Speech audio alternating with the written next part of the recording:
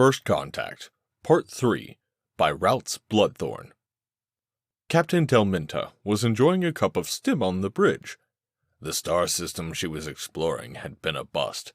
She had wasted credits and contacts and favors to survey and then exploit a system that turned out to be worse than abandoned. 2 dwarf yellow stars in tandem, 19 planets, including 8 gas giants, 8 asteroid belts, and a bean-shaped Oort cloud. 116 light-years beyond the border of the rim worlds. 143 light-years beyond the nearest civilized system. According to the Historical Astrogation Society, the system had never even been surveyed. The recent change in jump space currents had turned the 8-year travel into one that only took 6 weeks. Delminta had leveraged her fortune in money and favors to lay her hands on a survey ship and the rights to survey and exploit the system. Only it had been visited before, nearly 100 million years ago, on the 3 worlds that still had geological movement and continental drift. All of the evidence was gone. It was the other worlds that bore mute testimony to what had happened. The Precursor War. Which meant 2 things. Any easily extractable minerals would be gone. Worse is that it was too close to the Great Gulf, where the Precursor War between 2 ancient civilizations had wiped out life across the galactic arm spur. Some even said the Precursor War was why the arm was a spur. That the very suns had been extinguished. Not that Captain Delminta believed that kind of mumbo-jumbo nonsense. She smoothed some fur as she watched the probe crest the horizon.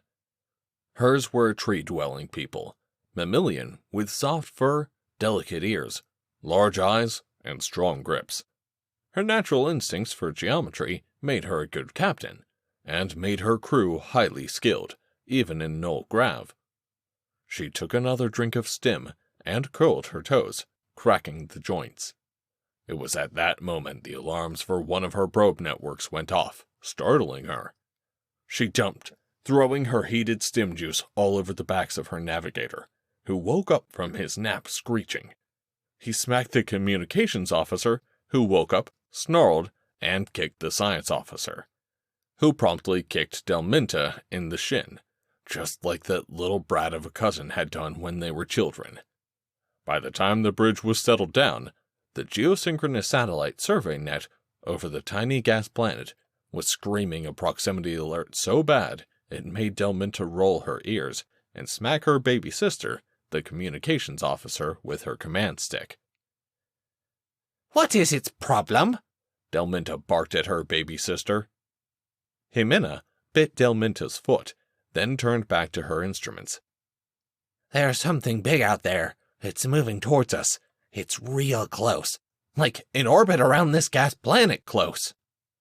Delminta suddenly thought of all the stories of precursor death machines lurking out in the darkness, ready to swoop down and destroy any colonists who dared to get too close the long night when establishing their colonies.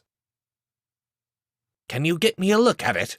she asked her aunt, narrowly managing to turn her head so her aunt poked her cheek instead of her eye. "I'll give you a look of something," the aunt said, then turned back to the instrument panel. "It's talking, too." Delminta knew her family didn't mean any of it. It was just on the survey ship for so long, they were unable to take out their aggression in any other method, so everyone had resorted to pinches, pokes, slaps, bites, and kicks. "Coming in now," Aunt Beta said, then mumbled about how back in her day. When the main viewer lit up, everyone screamed and fought one another to flee the bridge. Delminta caught a nasty elbow to the eye when her nephew kneed her in the groin, and her baby brother elbowed her out of the way. After a few minutes, it was decided that since this was all Delminta's idea, and she was captain, she could go back onto the bridge. So they promptly shoved her onto the bridge and shut the door. Delminta stared in shock at the screen. It was huge, and looked like the tiny little scavengers in the warm seas of her homeworld.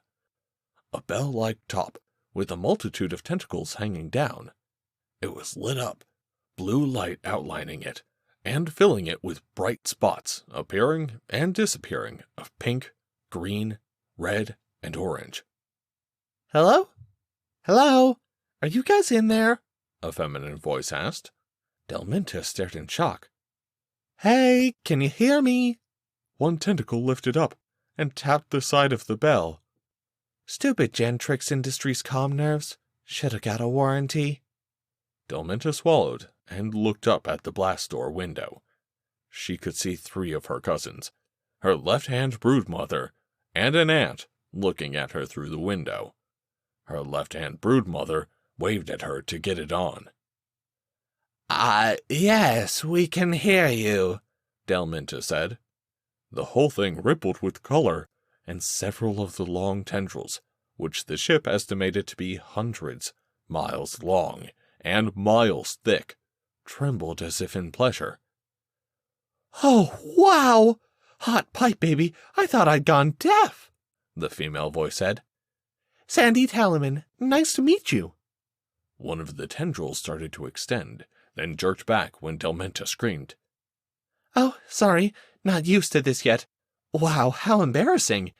So, who are you? The last was said in a steady, even tone, the slightly silly, almost younger sibling-sounding tone vanishing. Captain Delminta of the Swiftgrass clan of the Singing Spires Forest of Hamarusa, Delminta said. Wow, that's pretty neat. Hey, anyway, is this yours? The voice asked, tentacles pointing at the gas planet. It's a planetoid. Yeah, well, I'm kinda hungry. I mean, do you, live there or something? My nerves can't detect any, structures or life forms in there, and it is made up of helium, hydrogen, delicious methane, and a lot of H2O. I mean, do you mind? The voice had gone from somewhat mature to childish wheedling. You want to eat the gas planet? Delminta asked. Psst. Let her. It's a gas planet. Nobody cares. Several of her aunts whispered at her over the communicator. I'm hungry. It was a long trip. Nobody told me how hard it was to swim through hyperspace when I bought the hyperglands, the pump sacks, and the squirter, the female voice said. I'm just on my way to the Triquasar cluster. A bunch of us are getting together and gonna make the electron clouds around the quasars sing. Sure, go ahead, Delminta said. Thanks, Spanky. You're the best. Helium. The tentacles dropped down, and the voice went silent. Is it going to eat us? Beta asked through the crack in the door. No, I think it's a she, is just eating from the gas giant, Delminta said. Ask where it's from, so we can avoid it, her right-hand broodmother said. Sandy, Delminta said. Yeah? The feminine voice came back. Where are you from? Delminta asked. Oh, yeah, how rude. You told me. Well, I guess I'm from the city of Chicago, Sol System, Sandy answered. Ooh, hydrocarbon pocket. Delicious hydrocarbons. I'm a Silurian. Oh, Delminta said, looking at the huge jellyfish. Its color was brightening. Well, Delminta of Sunny Spires Ponderosa, it was nice to meet you, but I'm kinda late, Sandy suddenly said. Delminta noticed the voice was refreshed, and the tentacles were retracting into the bottom of the bell. Wait, Delminta cried out.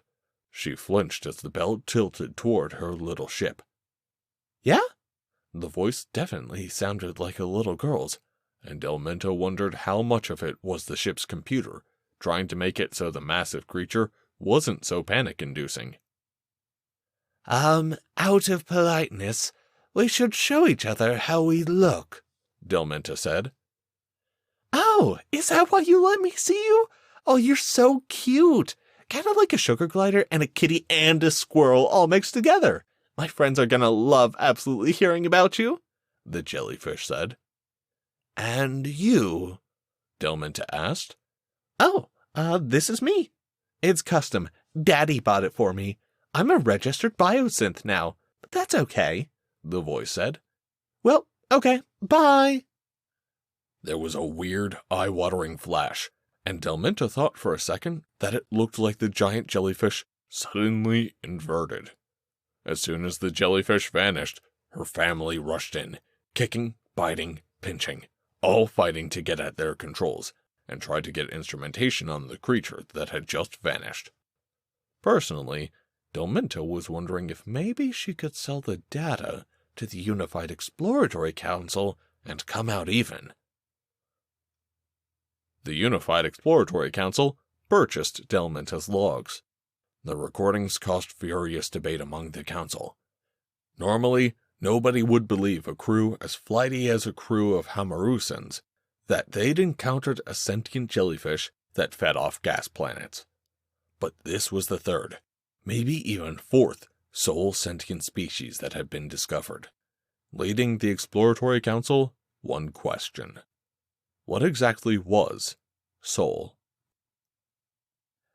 Daddy! Look at these squirrels! I want to be one of those when I come home. Please, please, please, please, please. I'll be back in 5 years. I want to be a squirrel. I'll take really good care of this body so it gets a good trade-in. I never get to be anything cute. Please, please, please. I love you, Daddy. Sandy.